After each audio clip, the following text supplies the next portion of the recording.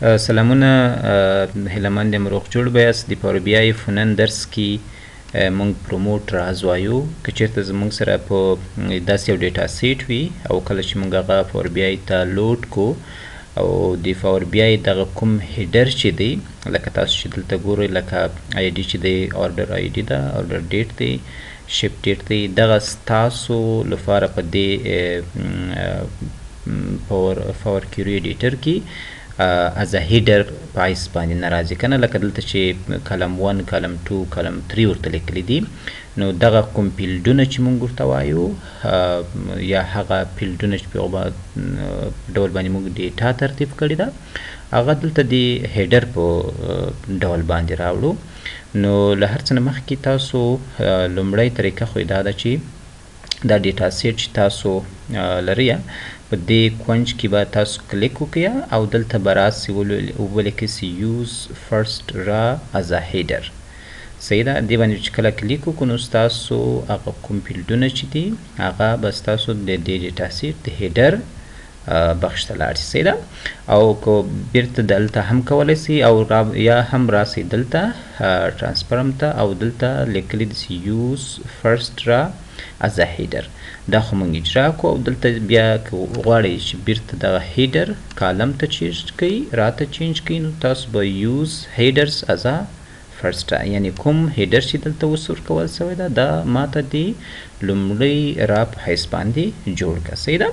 نو دلته هم اوس دا ترتیب سو که بیرته بیا کولی سئ چې دا هیډر ماته د لومړی راز چې دی دا د هیډر په شکل ماته جوړ کړه. نو تاسو چې دلته راسئ دلته کولی سئ یوز فرست را از ا هیډر. صحیح ده. دا طریقو باندې کولی سئ دلته کوم چینجز چې رالو هغه کولی سئ تاسو ریموو کړئ، یعنی په دایمي ډول باندې له دې ځای نه ډیلیټ کیږي، خو دغه کوم افلاید سټیپونه چې تاسو اخیستي دي چینجز مو چې په ډیټا سیټ کې راوستئ هغه دلته کولی سئ چې راولئ. صحیح ده. نو دغه چې کله تاسو لومړی که داسې یو مشکل سره تاسو مخامخ سوئ او یو فایل مو پاور بی آی ته اپلوډ کو او هغه کې ستاسو سره داسې یو مشکل موجود و تاسو خو دلته حل کوی سئ او که چیرته په دایمي ډول باندې ستاسو دغه مشکل و نو هغه مخنیوی موږ څنګه کولی سو. نو هغو لپاره به راسئ تاسو د پاور بی آی ته فایل مینو ته په فایل کې به تاسو دلته لاندې اپشن ان سیټینګ باندې کلیک وکړئ.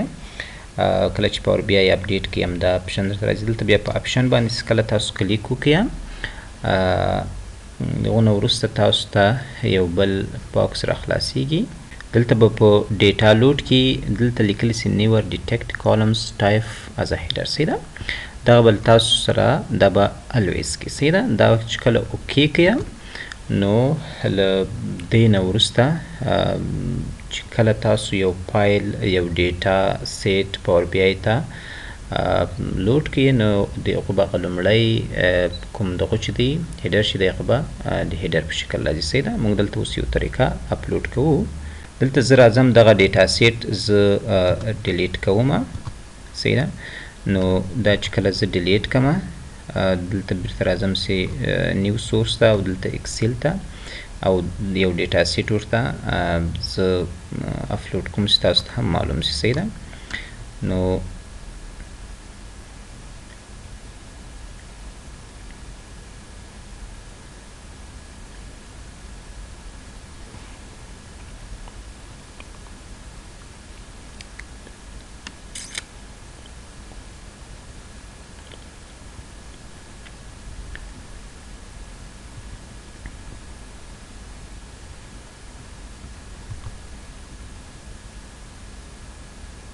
صحیح ده. اوس دلته زموږ سره دغه ډیټا سیټ اتوماتیکلی هغه لومړنی رای چې دی هغه از ا هیډر په ایس باندې څنګه دی اوس راغلی ده. صحیح ده. ځکه چې موږ هلته اپشن ورته که چیرته هغه موږ ورته نیور انتخاب کو نو بیا زموږ کله چې ډیټا ورته اپلوډ کو هغه به زموږ هغه فرست را به زموږ از ا هیډر نه وي. راځو هغه تاسو ته هم ښیم. اوس که دلته بیرته فایل ته راسو اپشن ته په اپشن کې اپشن ته راسو بدلته مونږ ورته وایو نیور detect columns type صحیح ده. اوکې اخلو. اوس چې تاسو کله راسئ ډیټا سیټ ورته بیرته بیا اپلوډ کوئ، زه غواړم چې دا ډیټا سیټ بیرته ډیلیټ کړمه صحیح ده. او دلته زه بیا نیو سورس ته راځم. په نیو سورس کې غواړم چې دغه ډیټا سیټ وګورم چې دغه هغه لومړنی فیلډ هیډر چې دی هغه په کوم ډول باندې راغلی که نه.